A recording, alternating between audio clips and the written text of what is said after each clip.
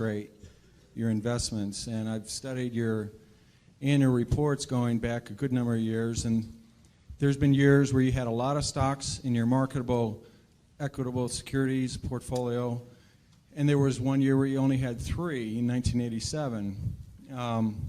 So I have 2 questions.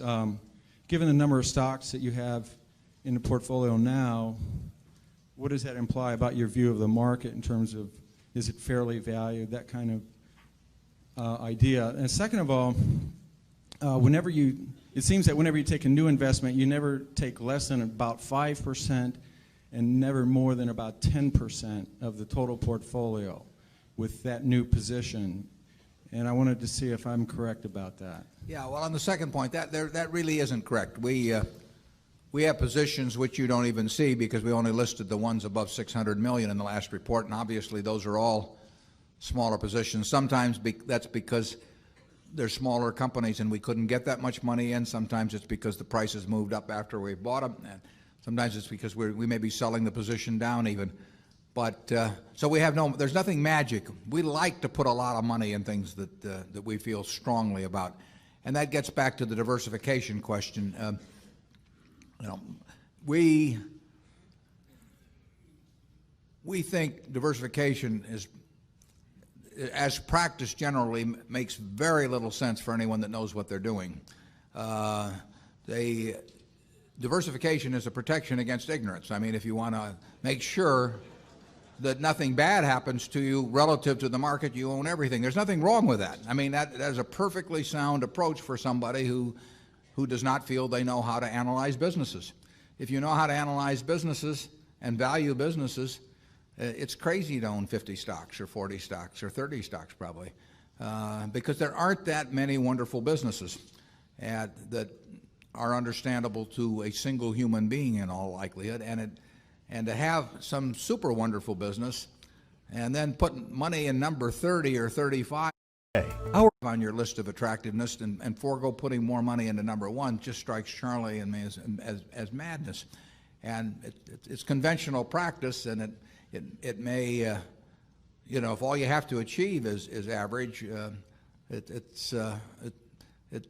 may preserve your job, but it's a confession in our view that you don't really understand the businesses that you own. On a personal portfolio basis, I own 1 stock, but it's a business I know, and it leaves me very comfortable. So, do I need to own 28 stocks in order to have proper diversification? It'd be nonsense. And within Berkshire, I could pick out 3 of our businesses, and I would be very happy if they were the only businesses we owned and I had all my money in Berkshire. Now, I love the fact that we can find more than that and that we keep adding to it. But 3 wonderful businesses is more than you need in this life to do very well. And the average person isn't going to run into that. I mean, if you look at how the fortunes were built in this country, they weren't built out of a portfolio of 50 companies. They were built by someone who identified with a wonderful business. Coca-Cola is a great example. A lot of fortunes have been built on that. And there aren't 50 Coca-Colas. There aren't 20. If there were, it'd be fine. We could all go out and diversify like crazy among that group and get results that would be equal to owning the really wonderful one. But you're not going to find it. And the truth is, you don't need it. I mean, if you have a really wonderful business, is very well protected against the vicissitudes of the economy over time and the competition. I mean, we're talking about businesses that are resistant to effective competition, and 3 of those will be better than 100 average businesses, and they'll be safer, incidentally. I mean, there is less risk in owning 3 easy to identify wonderful businesses than there is in owning 50 well-known big businesses. And it's amazing what has been taught over the years in finance classes about that. But I can assure you that I would rather pick, if I had to bet the next 30 years on the fortunes of my family that would be dependent upon the income from a given group of businesses. I would rather pick 3 businesses from those we own than own a diversified group of 50. Charlie? Yeah, what he's saying is that much of what is taught in modern corporate finance courses is twaddle.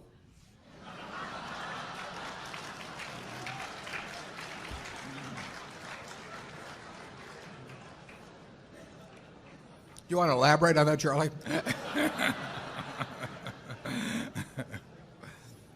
You cannot believe this stuff. I mean, it's modern portfolio theory, and yeah, it has no utility. I mean, it will tell you how to do average, but I think anybody can figure out how to do average in 5th grade. I mean, it's just not that difficult, and it's elaborate, and there's lots of little Greek letters and all kinds of things to make you feel that you're in the big leagues, but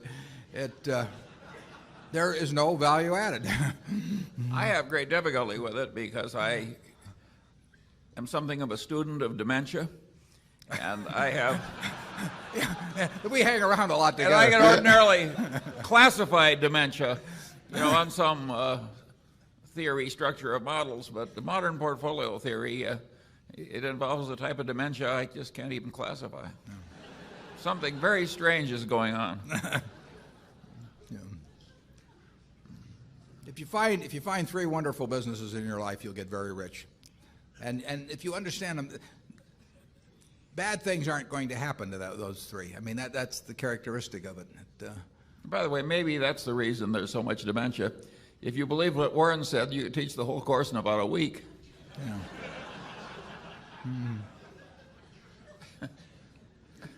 Yeah, and the high priest wouldn't have any edge over the lay people, and that never sells well. Right. Buffett and Munger both just voiced their